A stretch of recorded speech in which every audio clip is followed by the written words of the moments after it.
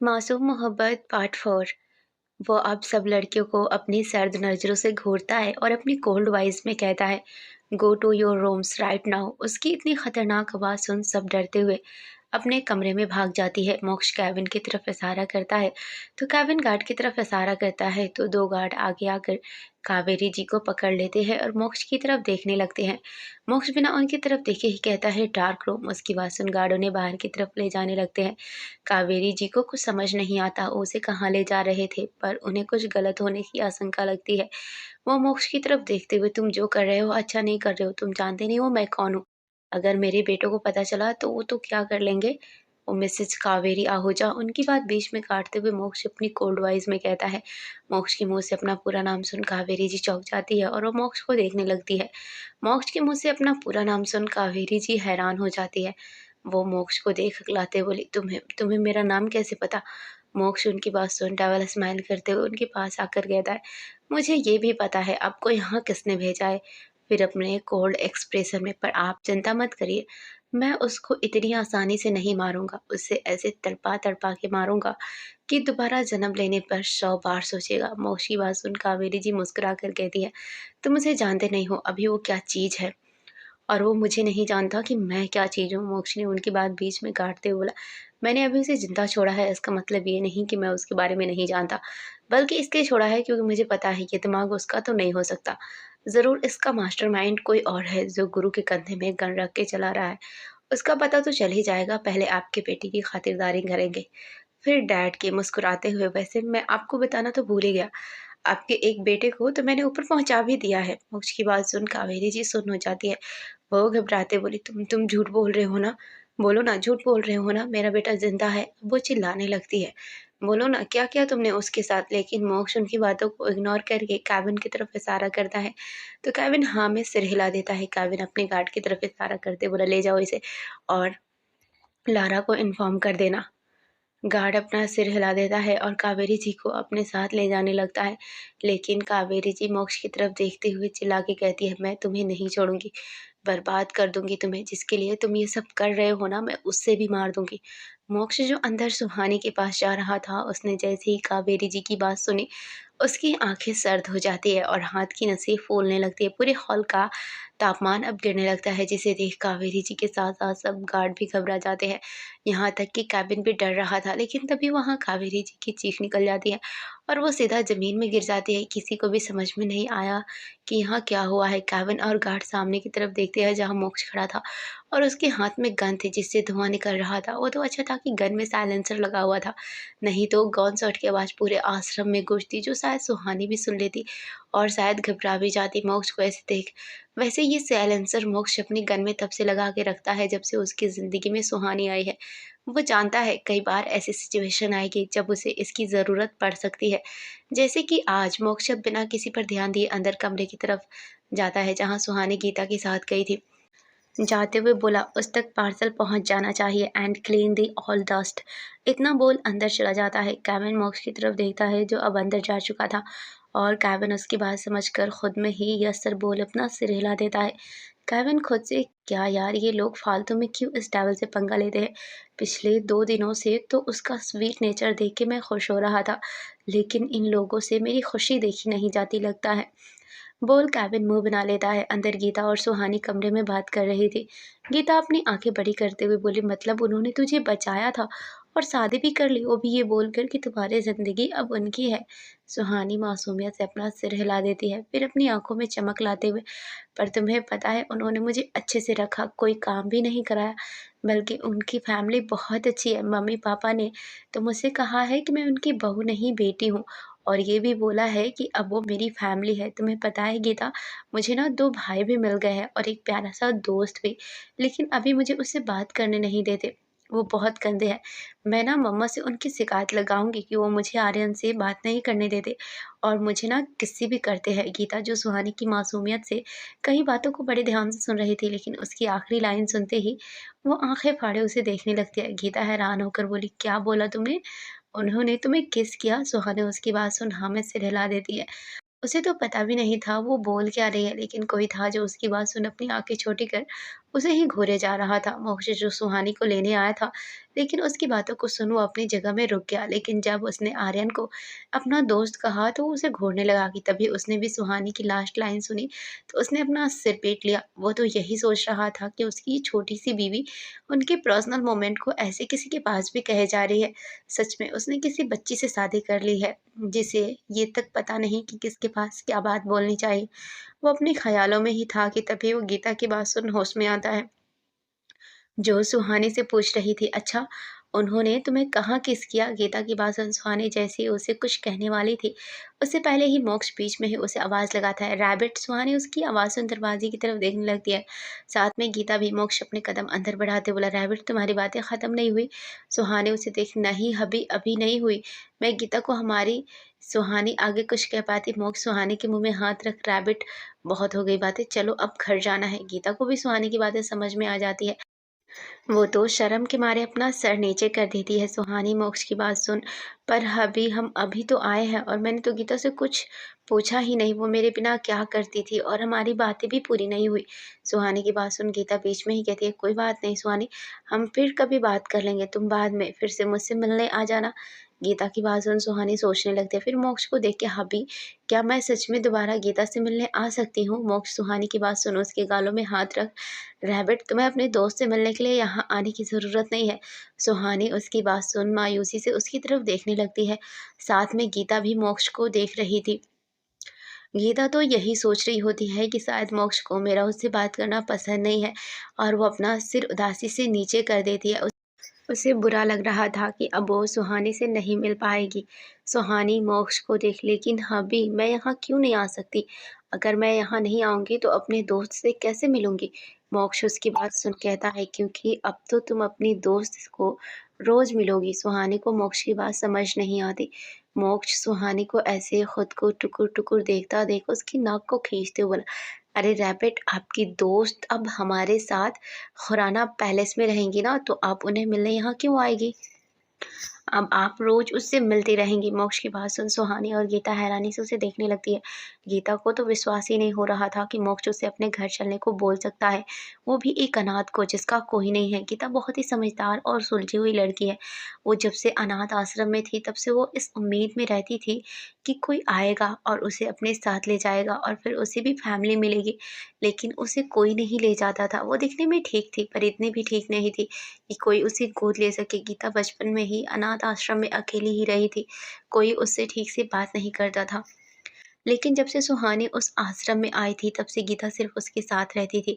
पहले तो उसे सुहानी को देख लगा था शायद वो भी उससे बात करना पसंद नहीं करेगी, क्योंकि सुहानी बहुत सुंदर दिखती थी। गीता को लगता था कि वो भी बाकियों की तरह उसके सांवले रंग को देख उससे बात नहीं करेगी, लेकिन गीता की सोच से उलट सुहानी ने वहाँ सिर्फ़ गीता से बात की थी। हालाँकि सुहानी बाकियों से भी बात करना चाहती थी, पर वो लोग उसकी खूबसूरती देख के उससे बात नहीं करते थे, उससे जलते थे। गीता के लिए तब से सुहानी ही उसकी सब कुछ थी। जब सुहानी किडनैप हुई, तब वही जानती थी वो कैसे इस आश्रम में रहती थी सबके बीच में। उसे तो रह रहकर बस सुहानी की चिंता सताती थी, जिसके लिए तो आज वो बगावत करने पर उतर गई थी। गीता तो मोक्ष की बात सुन नम आँखों से उसे देखने लगती है और सुहानी तो उसकी बात सुन खुशी से फूले नहीं समाती। वह उछल के मोक्ष के ऊपर कूद जाती है। मोक्ष जो उसी के साइड बेड के पास खड़ा था, उसके ऐसे एकदम कूदने से वो ज़रा घबरा जाता है और जल्दी से उसकी कमर में हाथ रख उसे पकड़ लेता है। मोक्ष सुहानी की हरकत देख सर्द आवाज़ में बोला, रैबिट, ये क्या हरकत थी? अगर गिर जाती तो? मोक्ष की ऐसी आवाज़ सुन सुहानी थोड़ा डर जाती है और उसके सीने में अपना सर रख के भोली सी आवाज़ में कहती है, सॉरी हब्बी, मैं कुछ ज़्यादा ही खुश हो गई थी। आपकी बात सुनकर सुहानी की ऐसी बात सुन मोक्ष उसके सिर में हाथ फेरने लगता है। फिर खुद को थोड़ा शांत करके प्यार से कहता है, बच्चा, पर ऐसे कूदने की क्या ज़रूरत है? अगर तुम गिर जाती तो तुम्हें चोट लग सकती थी ना। सुहानी उसके सीने से अपना सर बाहर निकाल उसे देखते हुए अपने दोनों कान पकड़कर अपने नीचे वाले होंठ बाहर निकाल कर प्यारी सी आवाज़ में सॉरी हब्बी कहती है। मोक्ष तो उसकी ऐसी प्यारी हरकत देख मुस्कुराने लगता है।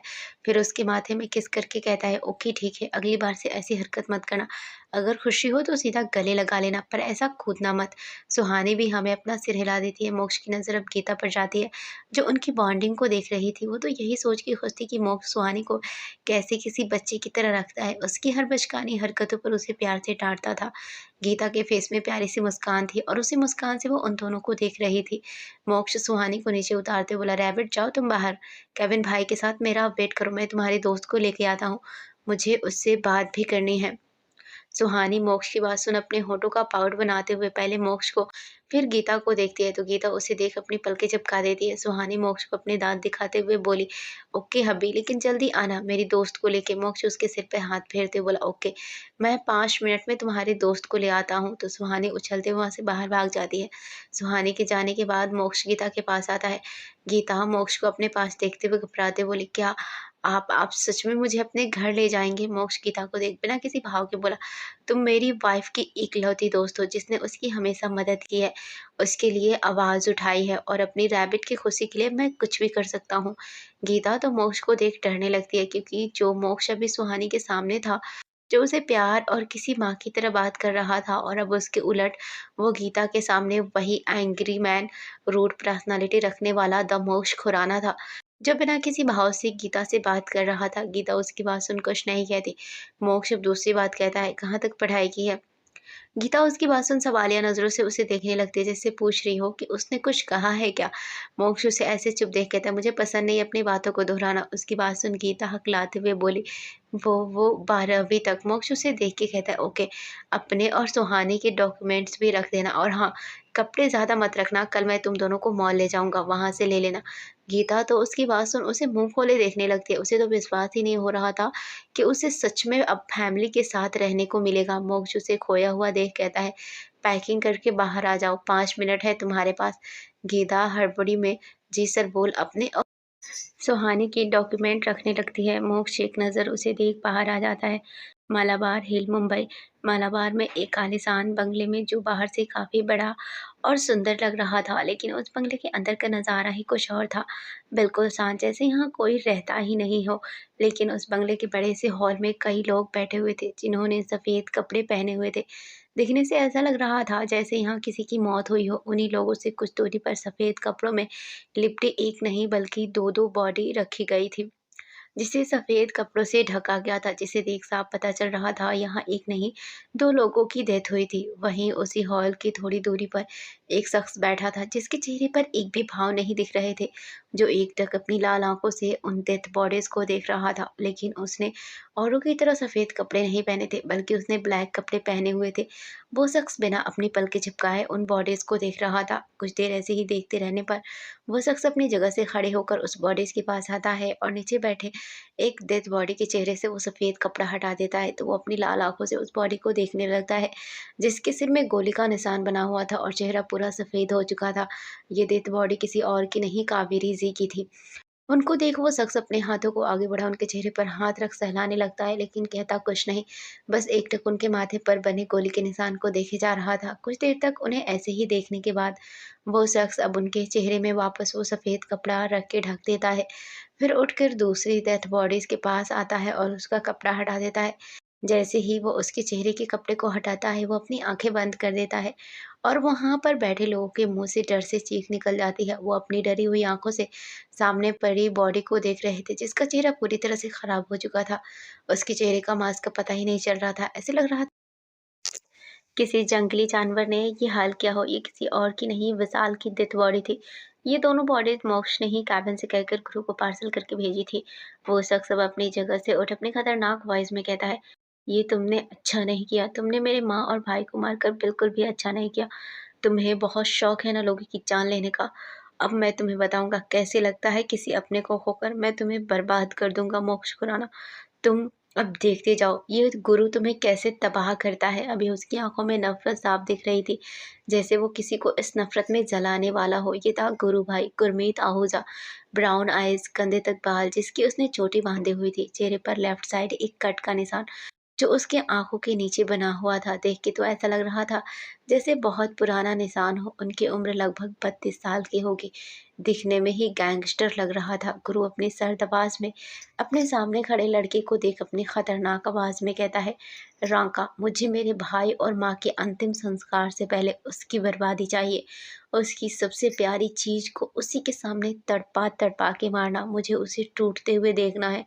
गुरु के सामने खड़ा लड़का जिसकी उम्र 29 के आस-पास होगी, वो अपना सिर झुका के यस बॉस बोलकर बाहर निकल जाता है। गुरु उसके जाने के बाद पागलों की तरह हँसने लगता है।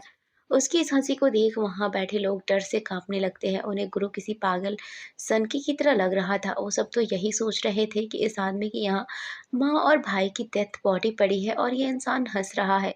लेकिन कोई अपने मुँह के बाहर ये बात नहीं बोल सकता था, क्योंकि उन्हें गुरु से डर भी लग रहा था, क्योंकि अभी वो किसी राक्षस से कम नहीं लग रहा था। गुरु के बॉडीगार्ड तो गुरु के उस हँसी से अपने माथे पर आए पसीने पोंछने लगते हैं। उन्हें अभी गुरु से बहुत डर लग रहा था। गुरु पागलों के जैसे हँसते-हँसते एकदम चुप हो गया।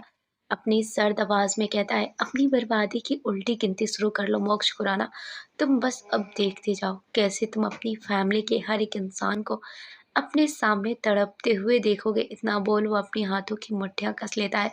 उसे देख ऐसा लग रहा था जैसे वो कुछ तो खतरनाक प्लान कर रहा हो। एफनेस होम मोक्ष गीता के कमरे से बाहर आ जाता है और सुहानी का हाथ पकड़ते हुए बाहर की तरफ जाने लगता है। सुहानी मोक्ष को देख के कहती है, "हब्बी, गीता कहाँ है? वो हमारे साथ चल रही है ना?" मोक्ष उसकी बात सुन रुकते हुए उसकी तरफ देखते बोले, "रैबिट, वो हमारे साथ नहीं आ रही है। वो केबिन के साथ आएगी, लेकिन हम वो क्यों? तुम मेरे साथ चल रही हो, बस मैंने कह दिया।" मोक्ष उसके लिप्स पर अपनी एक उँगली रखते हुए बोला।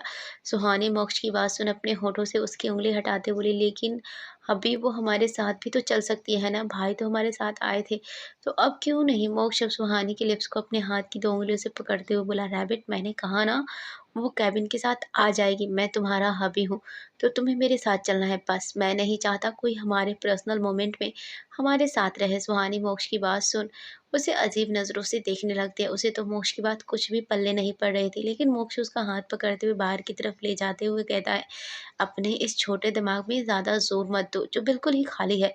अगर उस पर यूँ ही ज़ोर देती रही तो दर्द होने लगेगा।" मोक्ष की बात सुन सुहानी का मुँह बन जाता है और वो उसको घूरते हुए उसके पीछे चलने लगती है।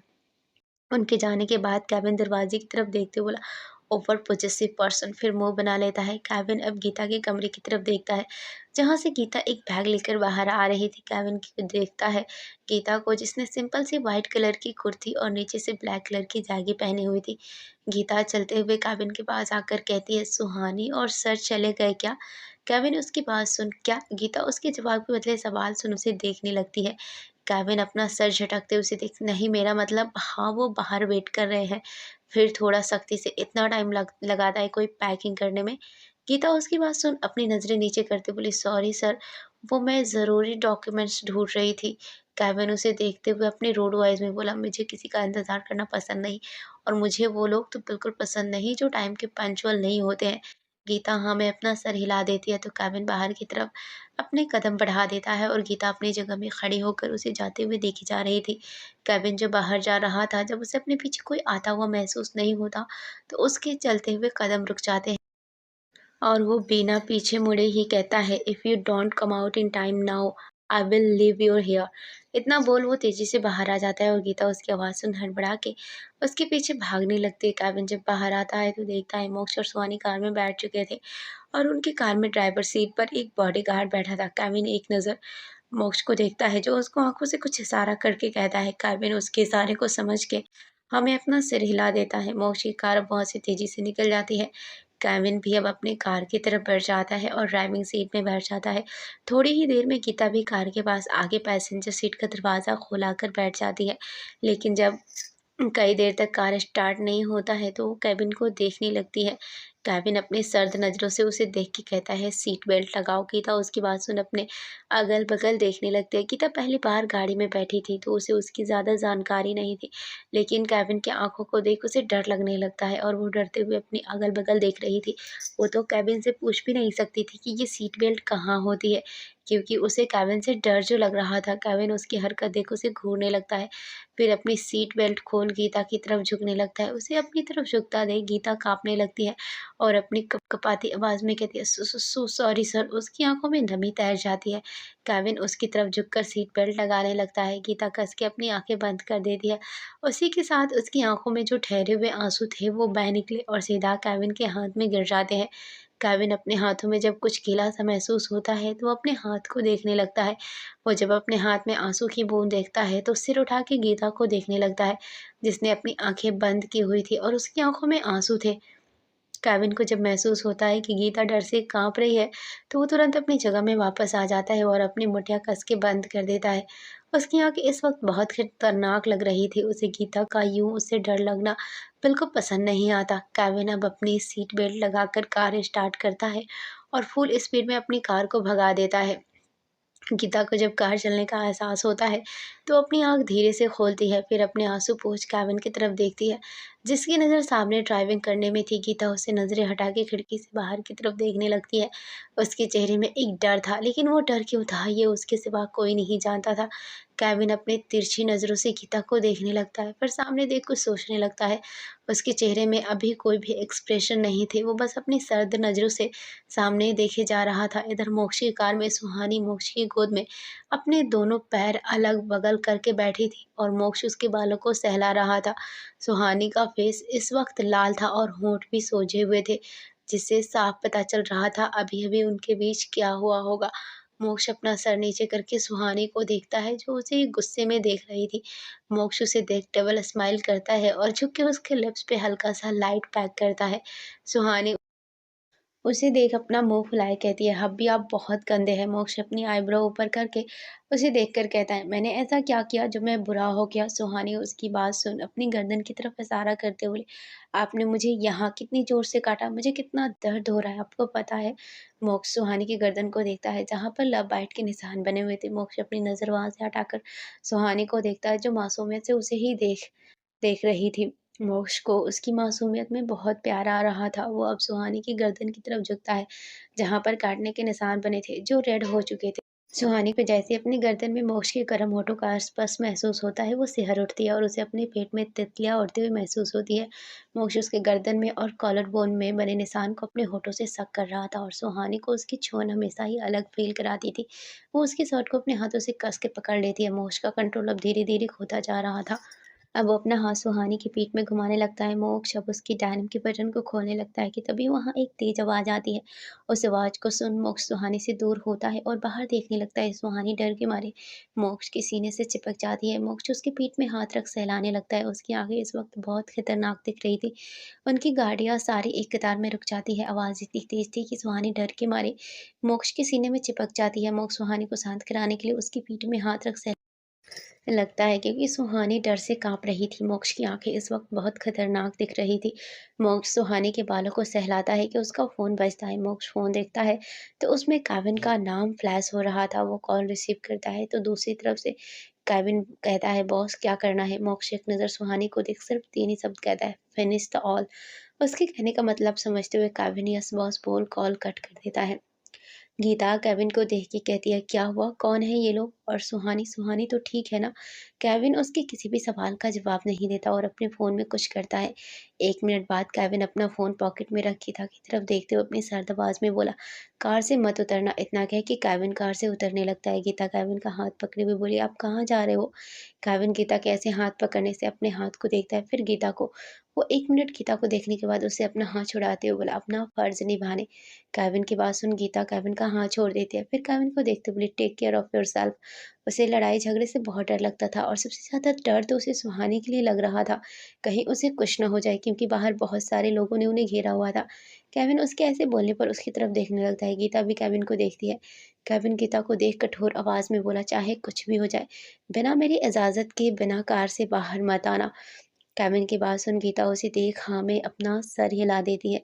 लेकिन केविन अब उससे अपनी नज़रें हटाकर बिना कुछ कहे मोक्ष की कार की तरफ बढ़ जाता है। केविन सारे बॉडीगार्ड को मोक्ष की कार को प्रोटेक्ट करने को कहता है। केविन मोक्ष की कार का गेट बाहर से नॉक करता है, तो मोक्ष नॉक होने की आवाज़ सुन कार का शीशा डाउन करता है। केविन एक नज़र सुहानी को देखता है, जो मोक्ष की गोद में बेहोश थी। केविन मोक्ष को देख कहता है, ये ठीक तो है ना? मोक्ष हाँ में अपनी गर्दन हिला देता है। दरअसल हुआ यूँ था कि जब बाहर ब्लास्ट हुआ था, तो सुहानी डरने लगती है और वो डर के मारे मोक्ष के सीने में छिप जाती है। मोक्ष उसे डरता देख शांत कराने लगता है। सुहानी मोक्ष के सीने से अपना सर बाहर निकाल मोक्ष से पूछती है, "हब्बी, ये आवाज़ किस चीज़ की थी?" बहुत तेज़ की आवाज़ आई। फिर मोक्ष की सांस को कस के पकड़ते हुए, "हब्बी, मुझे डर लग रहा है।" मोक्ष सुहानी के गालों में हाथ रखते हुए उन्हें सहलाने लगता है। फिर उसकी आँखों में देख, "रैबिट, मुझे देखो, कुछ नहीं हुआ, वो बस गाड़ी का टायर पंचर हो गया है।" उसी की आवाज़ थी। सुहानी उसकी बात सुन उसे देखते बोली, "पर अभी ये बहुत तेज़ आवाज़ थी, जैसे फ़िल्म में गाड़ी ब्लास्ट होती है, वैसी ही आवाज़ थी।" उसकी बात सुन मोक्ष के भाव बदल जाते हैं, लेकिन वो सुहानी को देख प्यार से उसके गालों में हाथ रख उसे समझाते बोला, "बच्चा, क्या तुम्हें मेरी बात पर विश्वास नहीं है? मैंने कहा ना कि गाड़ी का टायर पंचर हो गया। देखो बाहर, गार्ड टायर चेंज करने गए हैं।" मोक्ष की बात सुन एक नज़र बाहर देखती है, जहाँ उन्हें गार्ड ने चारों तरफ से घेरा था, जिससे सुहानी के गार्ड के अलावा कोई नहीं दिखता। सुहानी मोक्ष को देख छोटे बच्चे की तरह कहती है, "अच्छा अभी क्या टायर पंचर होने पर इतनी तेज़ आवाज़ आती है?" मोक्ष सुहानी के होठों पर पैक करते हुए बोला, "हाँ रैबिट।" मोक्ष सुहानी को वापस अपने सीने से लगाए हुए बोला, "तुम चिंता मत करो, थोड़ी देर में ड्राइवर टायर चेंज कर देगा, तुम तब तक आराम करो।" मोक्ष सुहानी को अपने सीने से लगा के उसके बालों को सहलाने लगता है। 2 मिनट बाद मोक्ष अपना सिर नीचे करके सुहानी को देखता है, जो उसके सीने में अपना सर घुसाए हुई थी। मोक्ष अपना एक हाथ सुहानी की गर्दन में रखता है और अपनी 2 उंगलियों से उसकी गर्दन की एक नस को दबा देता है, जिससे सुहानी बेहोश हो जाती है।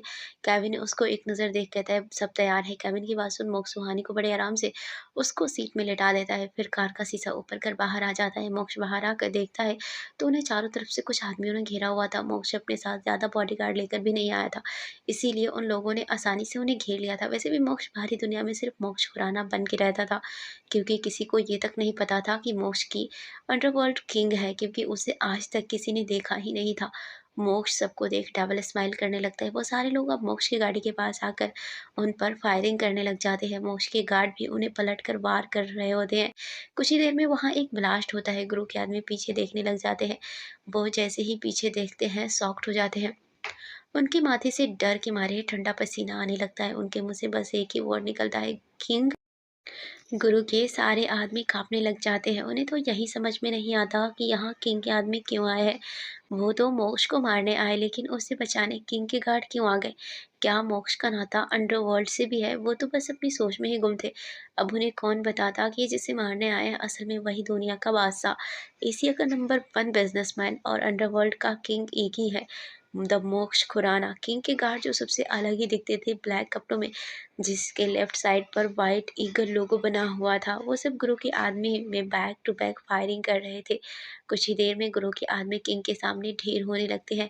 केविन भी उन्हीं के साथ फायरिंग करने में बिजी था, लेकिन कोई था जो पेड़ के पीछे छिपकर किसी पर निशाना ताने हुए था। उसे भी किंग के घाट को देख हैरानी हो रही थी, लेकिन उसने इस पर ज़्यादा ध्यान भी नहीं दिया। उसे लगा शायद इत्तेफाक से आए होंगे, उसे बस अपने काम को अंजाम देना था, लेकिन किसी को उसकी भनक तक नहीं थी।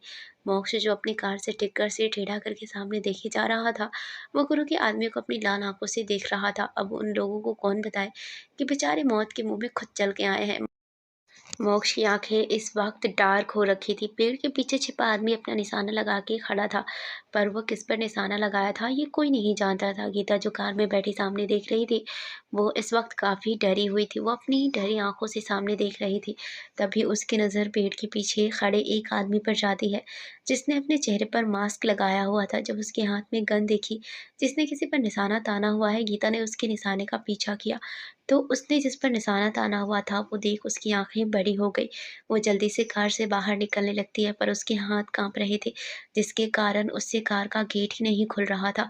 गीता की आँखों में दर्द साफ दिख रहा था और आँखों से आँसू रुकने का नाम नहीं ले रहे थे।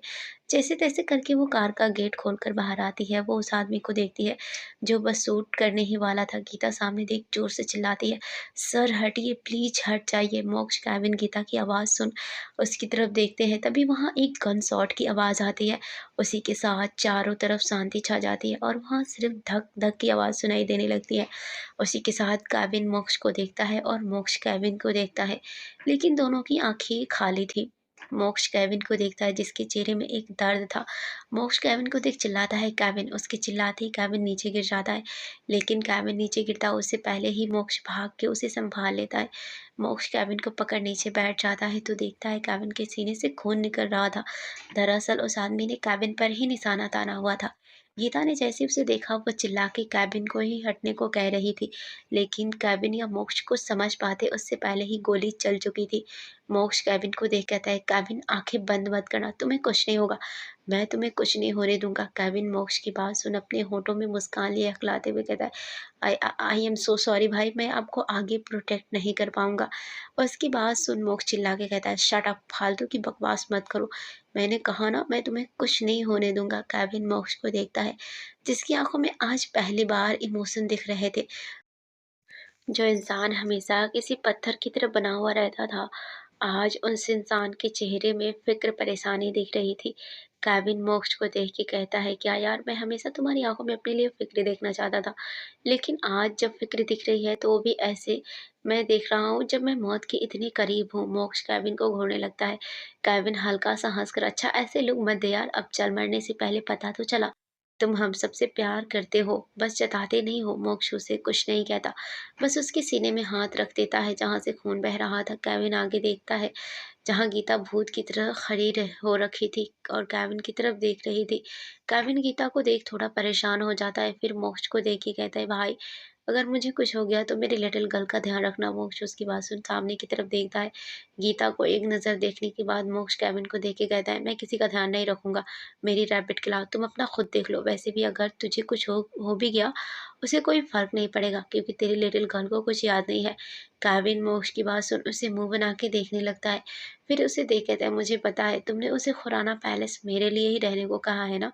मोक्ष कोई जवाब नहीं देता तो केविन एक नज़र गीता को देख के कहता है, पर यार तुम जानते हो ना वो मेरे साथ सेफ नहीं है, ये तुम डिसाइड नहीं करोगे और फालतू की बकवास बंद करो, हम अभी हॉस्पिटल चल रहे हैं, नहीं तो अगर तुझे कुछ हुआ तो तेरा वो चिपकू बंदर रो रो कर पूरा घर सिर पर उठा देगा। मोक्ष ने उसे गुस्से में देखते हुए कहा। मोक्ष की बात सुन केविन खड़ा होने लगता है लेकिन हो नहीं पाता। तभी वहां मान भागते हुए आता है और केविन को देख चौंक जाता है और जल्दी से नीचे बैठ उसे चेहरे पर हाथ रखते हुए बोला, तुम ठीक हो ना, तुम्हें कुछ नहीं होगा, मैं तुम्हें बचा लूंगा। केविन उसकी बात सुन उसे मुंह बनाते हुए देखता है, अब आया है तब आता ना जब मैं ऊपर, शट अप।